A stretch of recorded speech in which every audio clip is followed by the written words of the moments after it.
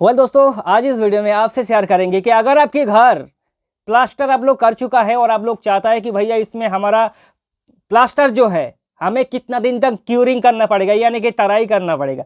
क्योंकि शर्मा जी इसी चक्कर में दोस्तों आगे पेंट को भी दोस्तों खराब कर डालेगा।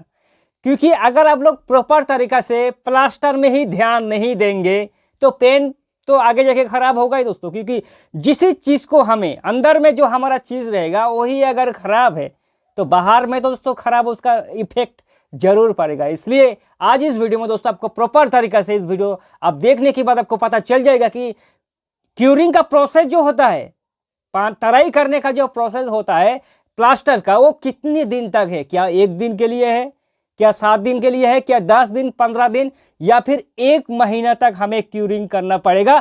तभी हमारा जो प्लास्टर है वो स्ट्रांग भी होगा और आगे हमारा पेंट को भी डैमेज नहीं करेगा, खराब नहीं करेगा। इसलिए सबसे पहले मैं आपको यही बताना चाहूंगा दोस्तों कि आज ये आपका प्लास्टर का वॉल है, प्लास्टर का दीवार है दोस्तों, इसमें आपने प्लास्टर को चिपक दिया है अच्छे से। लेकिन यही प्लास्टर का दीवार अगर पानी होता है, क्योंकि ये तो सीमेंट से प्लास्टर हुआ है, अंदर में दोस्तों उसका फक्का रहेगा, तो पानी अगर उसमें पूरा प्रॉपर तरीके से पी लिया है ना प्लास्टर, तो आगे जाके प्रॉब्लम नहीं करेगा। लेकिन यही प्लास्टर इसको अगर जी भर के पानी नहीं पिलाया तो जब आप लोग पेंट करेंगे ना, तो पेंट का जो पानी है वो प्लास्टर तो कहेगा कि भैया मैं तो बरसों से भूखा हूँ, प्यासा हूँ, मुझे सिर्फ पानी चाहिए। तो जब भी उसमें आप लोग पेंट करेंगे ना, तो प्लास्टर जो है अपने अंदर सब खींच लेगा और जो हमारा पेंट है बबुआ वही फेड होना शुरू हो जाएगा।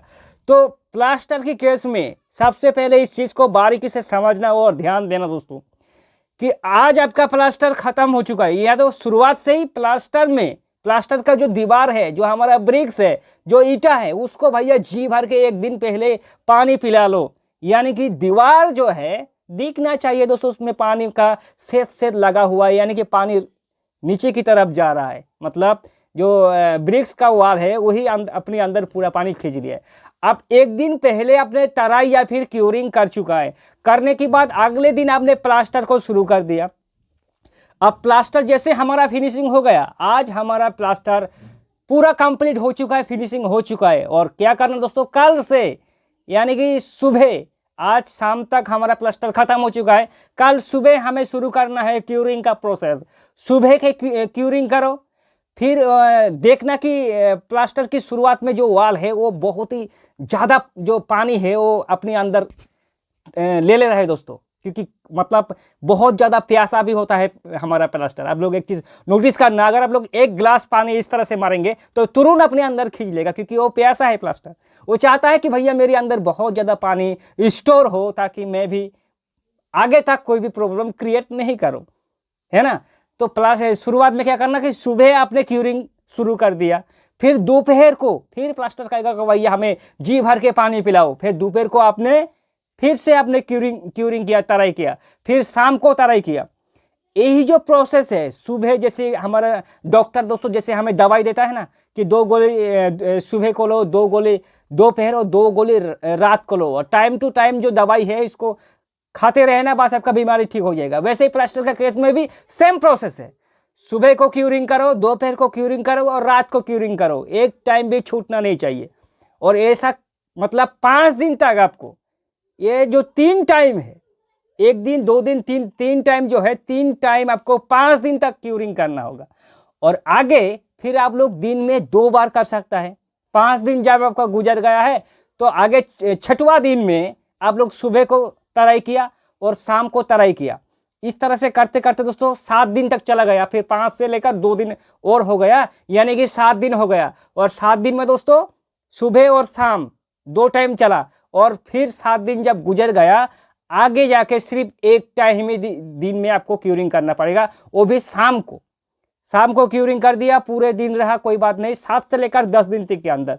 लेकिन जो हमारा क्यूरिंग का प्रोसेस होता है वही होता है दोस्तों, शुरुआत से लेकर अंत तक आपको कम से कम 10 दिन आपको क्यूरिंग करना ही करना है। और 10 दिन क्यूरिंग होने के बाद आप एक चीज नोटिस करना कि भैया जो हमारा घर के मालिक है, जैसे मैं शर्मा जी का, जल्दबाजी करेगा कि लड़की का शादी देना है या फिर कुछ भी, या फिर दीपावली या फिर होली आ रहा है तो हमें जल्दी से पेंट कर देना है हमारी दीवार को। ऐसा नहीं, जैसे ही हमारा प्लास्टर 10 दिन कंप्लीट हो चुका है उसका क्यूरिंग का प्रोसेस, और आगे तक 15 दिन कम से कम, आप एक चीज़ नोटिस करना, फिर आगे 15 दिन के अंदर दोस्तों देखना कि जो हमारा प्लास्टर का दीवार है चारों तरफ सूख गया है, लेकिन किसी किसी जगह में दोस्तों गीला गीला आपको नजर आएगा, और उसी जगह में पेंट कर देंगे फिर वो भी पापड़ी बन के निखरना शुरू हो जाएगा। तो उसको आपको प्रॉपर तरीके से सुखाना है। सुखाने का टाइम 25 दिन नॉर्मली दोस्तों, मिनिमम जो है आपने 10 दिन तक क्यूरिंग किया, फिर आगे 15 दिन छोड़ दिया ऐसी सफ़ेदी, यानी कि 25 दिन का क्यूरिंग से लेकर अंत तक 25 दिन आपको गिनती करना है। फिर जाके आपको पेंट का जो प्रोसेस है वो शुरू करना है। अब देखना है एक चीज़ दोस्तों, जब भी आप 25 दिन की बाद पेंट करेंगे ना, तो सबसे पहले अगर वॉल पुट्टी भी करेंगे तो प्लास्टर कहेगा कि भैया हमें बस हमारी ऊपर में रहो, अंदर में मत आओ, क्योंकि हमने जी भर के पानी पी चुका है ना। और पुट्टी तो ऐसे रहेगा दोस्तों, क्योंकि उसका पानी प्लास्टर के अंदर नहीं जाएगा। और पुट्टी के ऊपर जब आप लोग प्राइमर करेंगे तो पुट्टी कहेगा प्राइमर को कि भैया प्लास्टर बबुआ जो है वो हमें हमारा जो रस है वो अंदर नहीं ले रहा है, तो हम भी ऐसे रहेंगे, तुम्हारे पास जितना रस है तुम उतना ही रख लो।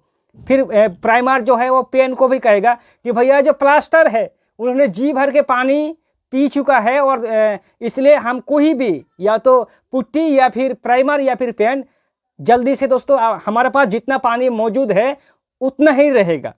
यानी कि एक दूसरे को मतलब किसी से उधार नहीं लेंगे हम लोग, और आगे जाके बहुत साल तक दोस्तों लास्टिंग करेंगे। ऐसा ही होता है दोस्तों पेंट का कंप्लीट प्रोसेस। और जल्दबाजी के कारण कभी भी किसी हद तक दोस्तों प्लास्टर में ऐसा नहीं कि भैया आपने प्लास्टर को आज हमने कर दिया है और करने के बाद बस लेबर को कह दिया कि भैया तराई हो गया, लेबर कह दिया कि हाँ मालिक तराई इसमें हो चुका है, लेकिन घंटा जो लेबर होता है ऐसे 2 मग यहाँ से दिया, 2 ग्लास इधर से दिया, बस किसी जगह में पानी गया, किसी जगह पर गया नहीं। और देखना इस केस में अगर प्लास्टर आपका पानी बहुत ज़्यादा नहीं पिया है ना, तो आप अगर ऐसे भी हाथ रगड़ेंगे तो प्लास्टर जो है उसमें जो बाली है ऊपरी वाला का हिस्सा का वो झड़ना शुरू हो जाएगा। तभी समझ जाना कि इस दीवार जो है वो प्रॉपर तरीका से पानी नहीं पिया है। और अगर प्रॉपर तरीका से उसी दीवार अगर पानी पी चुका हुआ तो यकीन मानिए ना, जो प्लास्टर का जो दीवार है ना उसमें अगर एक बूंद ऊपरी भाग में अगर एक रेता भी रहेगा, बाली भी रहेगा, तो वो छूटेगा नहीं, क्योंकि प्रॉपर तरीका से स्ट्रॉन्ग हो चुका है अंदर ही अंदर। इस चीज़ का दोस्तों आपको ध्यान देना है। और आप अगर घर की मालिक है यार, तो किसी अनजान लेबर के ऊपर में विश्वास नहीं भी करना। अगर बहुत विश्वास वाला आदमी है फिर विश्वास करना, नहीं तो जो कम से कम प्लास्टर में जो प्रोसेस होता है क्यूरिंग का तरह का, उस चीज़ को आपको बारीकी से समझना है और फिर किसी एक अच्छा इंसान को उसका तराई का जो प्रोसेस है उसको बताना है, फिर उसको जिम्मेदारी देना है। फिर मिलेंगे दोस्तों एक नए वीडियो के साथ, तब तक के लिए जय हिंद और वंदे मातरम।